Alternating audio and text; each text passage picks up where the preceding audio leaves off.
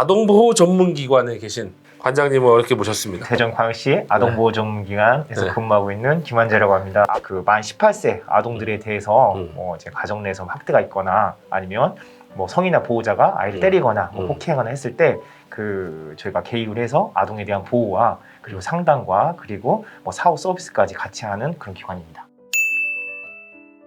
그 성인 및 보호자에 의해서 18세 아동들에게 뭐 신체적 때린다거나 욕한다거나 정서학대 아니면 뭐 아동들한테 어떤 성적인 취급을 한다거나 아니면 아이를 제대로 키우지 않고 물리적으로 방임한다고 하는 아이를 버리는 행위 등 전체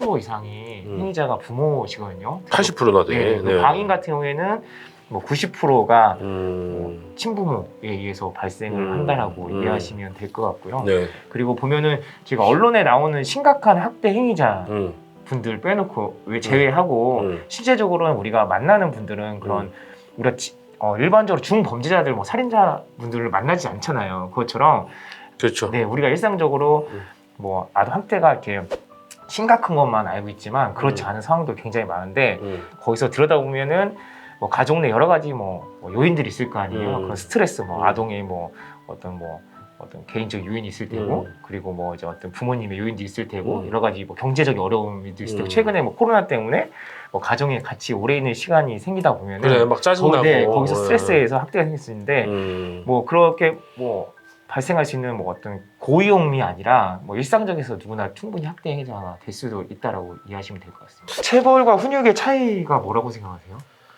체벌과 훈육의 차이 없다고 생각해요. 그러니까 꼬추로도 때리지 말라고 그러잖아요. 네. 그러니까 뭐 그냥 때리는 순간 그건 그냥 체벌 아니에요? 그러니까 체벌과 훈육을 차이를 훈육은 다 체벌이다. 네. 그럼 체벌은 학대일 수도 있을까요? 학대다. 내가 그렇게 생각하세요? 네. 네, 정말 대단하시네요. 네. 그렇게 말이 안 되는데. 근데 진짜 학대를 보면은 처음에 한번 때려서 한 대부터 시작하는 것 같아요. 그러니까 보면은 그 아이들 야육하다가 아이들이 말을 듣지 않고 뭐 어린 아이이기 때문에 당연히 그런데 처음에 우리가 어렸을 때 이렇게 아이를 야육하다 보면은 부모님들 이제 혹시 부모님한테 아마 한 번도 체벌을 당한 적 없으신가요? 맞죠. 네. 만약에 이제 내가 어렸을 때 대부분 아이들 문제가 도벽이란 문제들이 있잖아요. 그렇죠? 도덕이요? 도벽. 도벽. 네. 아, 네. 그럼 처음에 엄마의 오락실 가려고 엄마한테 100원을 몰래 이렇게 가져갔다. 그럼 엄마한테 걸리면 혼날 거 아니에요. 그러면 작살나죠. 그러면 5대를 맞았어요. 그러면 끝나고 나서 어머님이 뭐라고 하세요? 한 번 더 하면은 이렇게 얘기했죠. 그것처럼 이렇게 하다 보면은 매수가 되게 되고 아이를 그 체벌로 하다 보면은 체벌이었는데 그쵸. 아니 훈육이었는데 체벌이 되게 그러니까 훈육을 목적으로 한 체벌이었는데 그게 나중에는 한 대가 되고 2대가 돼서 결과가 되는 거죠. 실제적으로 아이를 때려서 폭행을 해서 그 뭐 아이가 변화되거나 이렇게 하지는 않는 것 같아요. 네, 오히려 그 맞아서 두려움 때문에 더 안 하거나 이런 경우도 거의 없고요. 오히려 가장 문제가 뭐냐면 이제 아이들 뭐 손을 뭐 물어뜯거나 습관적인 그런 부름은 뭐 어떤 아이들 막 뭐 손톱을 물어뜯는 아이들 이렇게 있잖아요. 그러면은 이게 습관이라고 생각하거든요, 대부분. 근데 뭐 이제 거의 다 아시겠지만 뭐 어떤 불안에 의해서 아이가 심리적으로 그냥 불안할 때 뭐 손을 빤다거나 뭐 그러니까 막 더 때리지 이제 하지 말라고. 근데 그러면 아이들이 불안하니까 더 하게 되죠. 이런 상황인데 최근에 이것 때문에 사망한 아이도 있었습니다. 뭐 아까 저 얘기한 것처럼 아이 뭐 뜯는 행동 이런 것들 고치기 위해서 뭐 아이를 때리다가 한 대가 되고 2대가 되고 이렇게 하다 보니까 결국엔 사망까지 이르는 그런 일들이 발생했습니다. 근데 처음에 봤을 때는 어쨌든 간에 학대는 가정폭력도 그렇고 뭐 데이트 폭력도 그렇고 처음 한 대 때리는 것부터가 시작이라고 보면 될 것 같습니다. 학대 피해 아동에 대한 보호를 한다고 보시면 될 것 같습니다. 그러니까 그거를 뭐 어떻게 보호한다는 거예요?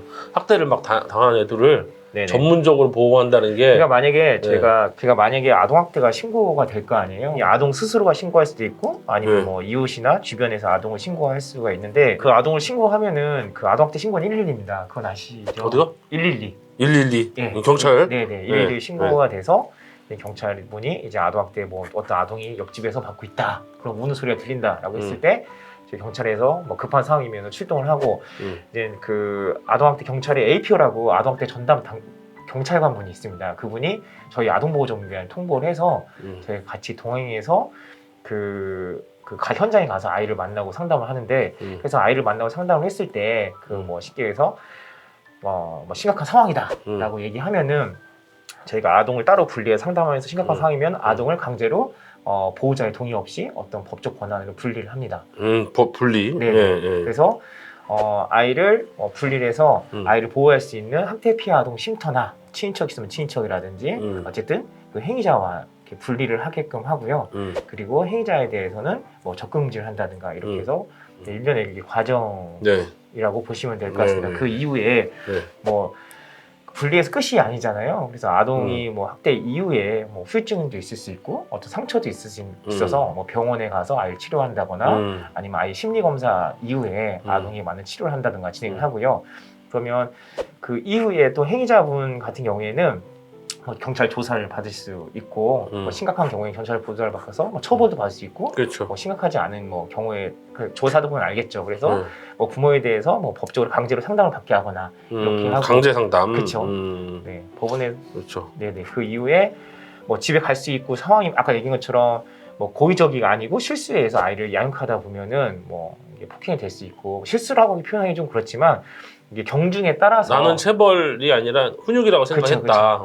그래서 어쨌든 간에 이제 다시 이제 아이들 집에 돌아가는 그런 과정을 또 저희가 준비해야 되는 거라 저희가 어떤 뭐 처벌을 하고 수 있는 어떤 사법기관이 아니잖아요. 저희도 사회복지기관이고 아이들이 최종적으로는 집에 가서 다시 행복하게 살게끔 하는 게 저희의 목표이기도 하고 그래서 그 어떤 일련의 이런 과정에 따라서 나중에 부모와 아이가 재결합해서 다시 살 수 있도록 해서 최종적으로는 학대 없이 행복하게 살 수 있도록 하는 게 저희가 기관의 목표이고 네. 아주 뭐 궁극적으로 제일 좋은 건 아이가 그쵸. 가족 이제 부모님과 재결합해서 그쵸. 재결합이라는 말을 쓰네도 행복하게 사는 것 그쵸. 가장 좋은 것 같은데 부모하고 재결합해서 행복하게 사는 게 궁극적으로 원하는 바다 그쵸. 했는데 근데 이제 부모가 나쁜 사람일 수 있잖아요 또. 그렇죠. 그랬을 때는 근데 그게 재결합을 하는 게 근본적으로 좋다고 생각하는 건지 아니면 이렇게 위탁 부모나 이렇게 좀 다른 사람하고 오히려 사는 것이 좋다고 생각하는 건지. 아까 이야기했던 것들은 그래도 저희가 아이를 분리했을 때 가정을 이제 조사하고 이후에도 사례 관리를 합니다. 그래서 전체적인 가정에 대한 뭐 조사나 이런 거 했을 때 뭐 이야기한 것처럼 이 가정이 뭐 중범죄자다. 정말로 뭐 아이한테 해서는 안 되는 행동을 했다. 용서 못지 못할 사회적으로 그렇고 그렇게 한다라고 하면 아이들한테도 그렇고 그러면 집에 안 가는 게 낫다라고 판단을 하면은 그냥 뭐 시설이나 아니면 가정위탁이나 이렇게 이제 그 뭐 친권자와 친권자 행위자와 떨어져 사는 게 맞다라고 저희도 보고 있습니다. 아이 안전. 네네.